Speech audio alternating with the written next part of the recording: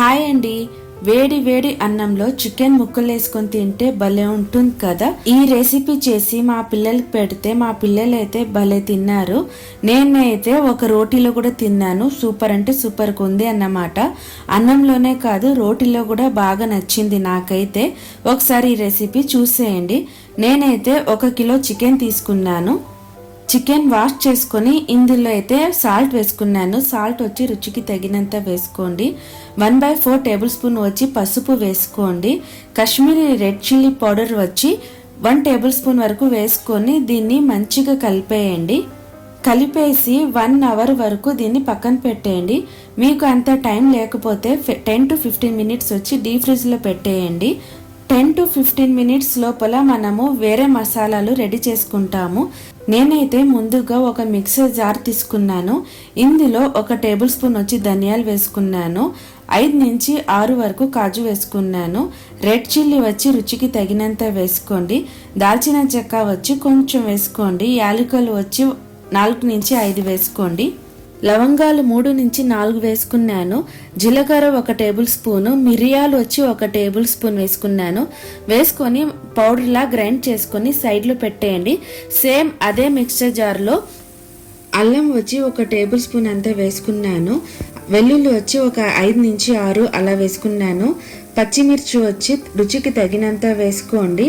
పుదీనా వచ్చి కొంచెం వేసుకోండి. ఇంకా కొత్తిమీర కూడా కొంచెం వేసుకొని వాటర్ వేసుకోకుండా ఇలా గ్రైండ్ చేసి పెట్టుకోండి. చూసారా ఈ విధంగా. ఇప్పుడు మనమైతే కడాయి పెట్టుకుంటాము. కడాయి పెట్టుకొని ఒక 3 నుంచి 4 టేబుల్ స్పూన్ ఆయిల్ వేసుకొని ఆయిల్ వేడెక్కినాక ఇంకా 2 ఆనియన్స్, చాప్డ్ ఆనియన్స్ ఇలా ఫ్రై చేసుకోవాలన్నమాట. ఆనియన్స్ వచ్చి బ్రౌన్ కలర్ రావాల్సిన అవసరం లేదు. నేనైతే ఆనియన్స్ కచ్చపక్క ఫ్రై చేసుకున్నాను. ఈ విధంగా ఫ్రై చేసుకొని ఆ తర్వాత చికెన్ ఇందులో వేసుకున్నాను. చూసారా చికెన్ ఇందులో వేసుకొని ఇంకా ఒక 10 నిమిషాలు ఈ చికెన్ని ఫ్రై చేసుకోండి. మూత పెట్టకుండా ఈ విధంగా మనం ఒక 10 నిమిషాలు ఫ్రై చేసుకోవాలా.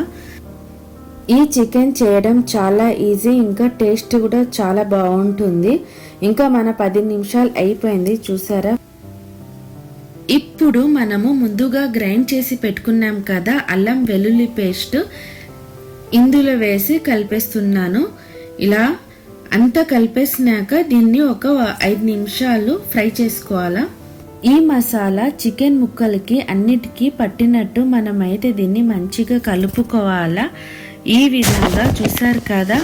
అల్లం వెల్లుల్లి పేస్ట్ పడిన వెంటనే మనకైతే ఈ చికెన్లో నుంచి మంచి స్మెల్ వస్తుంది.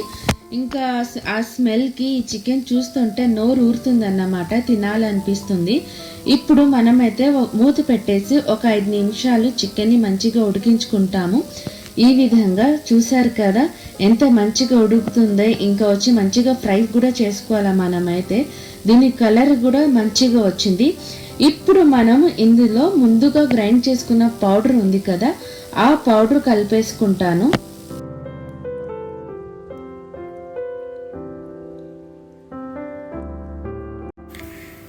నేనైతే ఈ పౌడర్ని ఒకేసారి కలపడం లేదు, కొంచెం కొంచెం వేసుకొని కలుపుకుంటున్నాను. ముందుగా ఒక హాఫ్ వేసుకున్నాను. హాఫ్ వేసుకొని ఈ విధంగా కలుపుకున్నాను. ఆ తర్వాత ఇంకొంచెం వేసుకొని మొత్తం మంచిగా కలిపేసుకున్నాను అన్నమాట.